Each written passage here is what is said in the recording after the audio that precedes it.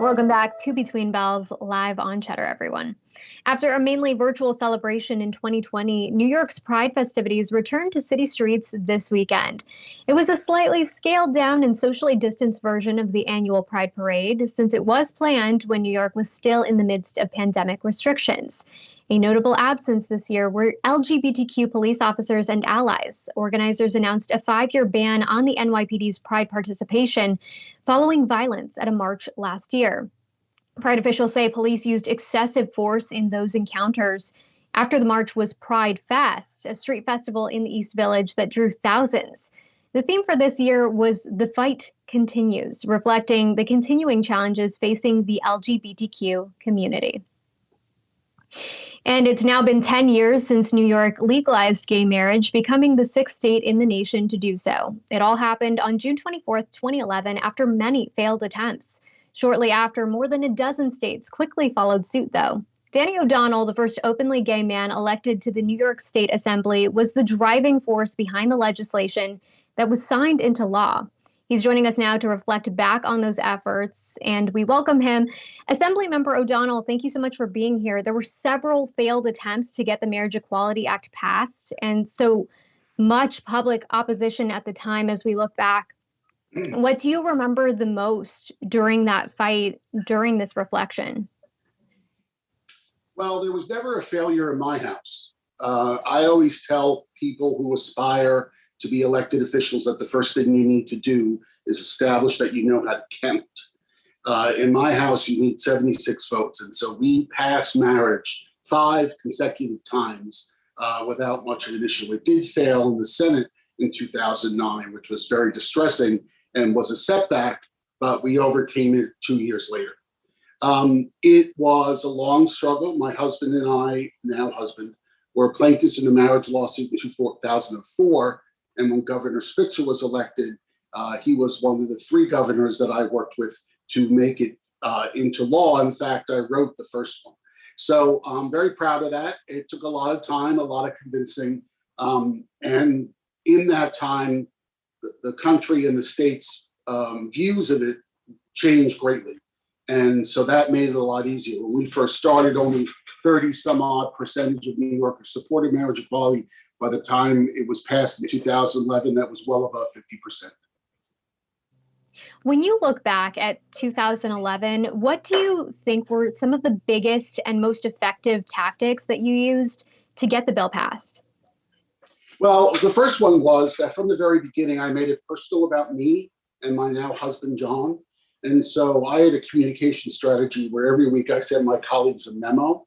And at the end of every memo, I said, "John and I thank you for taking the time to consider this." And some of the obstacles were people confusing civil marriage with religious marriage.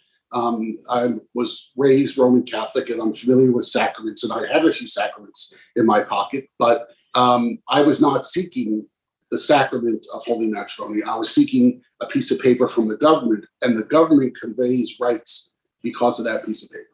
And I had no intellectual understanding about why John and I shouldn't have access to that when some of my colleagues have had it 2 or 3 times. And so eventually I got people to understand that this was not a religious thing, this was a government thing, and not allowing us access to it was wrong.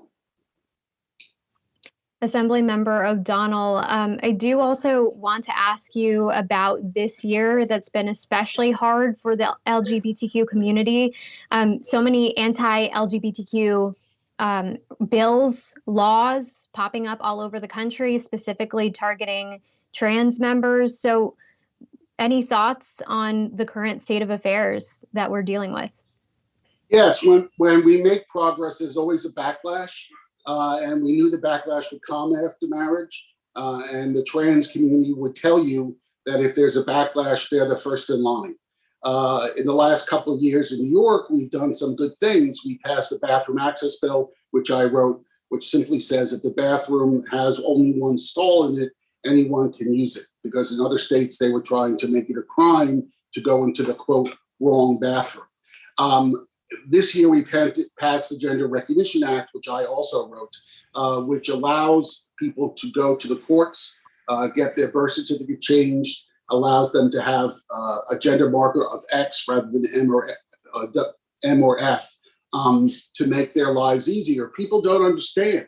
If you go into a bar or restaurant that asks for ID and your ID doesn't match your appearance, that often leads to violence. People can get beat up because of that. And every single day in America, there is a trans woman, usually of color, who's been murdered.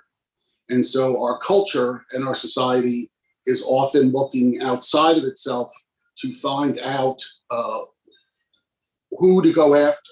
And so there's been a rise of hate crimes, there's a rise of anti-Semitism, there's vicious attacks on Asian Americans. And so we need to do a better job of making sure that people are in fact protected wherever they are in society. Yeah, I have just about a minute left with you. I do want to ask you also, given New York has made progress, what would you like to see be done for the LGBTQ plus community moving forward? Well, there's many things we need to do. We need to do a better job at raising our children. Children are coming out as both gay and trans at earlier ages. We need to ensure that they're protected in the schools. And I wrote the Dignity for All Students Act over 10 or 12 years ago, but it doesn't quite work the way it's supposed to. So we have to make sure that our kids are protected, and we need to make sure that our elderly are also protected. You know, many of our elderly have lived very isolated lives, and when they get to that time in life where they need to create new living situations, they're not always welcome. New York Assembly Member Danny O'Donnell, thank you so much for joining us and for sharing your perspective. Really appreciate it.